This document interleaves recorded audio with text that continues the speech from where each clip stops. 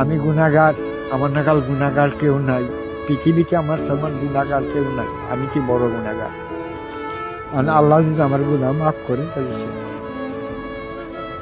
মা বাবারে ভজনা করো, কান্দে মা বাবারে ভজনা করবা, বড়দের স্নেহ করবা, বড়দের কাছে দোয়া চাবা, ছোটদের স্নেহ করবা। এই এলো তোমাকে কাম। আল্লাহ গুনাহ খাতা মাফ করবো। আল্লাহ বলছে যে হকুল্লাহ হকুল এবাদ, হক কথা কইলে ভার আল্লাহ শুনবে না, হক কথার মধ্যে শয়তানি শুনবে, আর হক কথা আল্লাহ হক শুনবে। তাই তোমাকে কই, তোমরা, আমি গুনাহগার, আমার দোয়া কবুল হবো কিনা জানি না, তোমার কাছে কই তোমরা বেজার হইও না। তোমরা দুই রাখা কথা গাইতে মনের ভিতরে রাখলে ভাই লাভ আছে, ক্ষতি নেই। হ্যাঁ,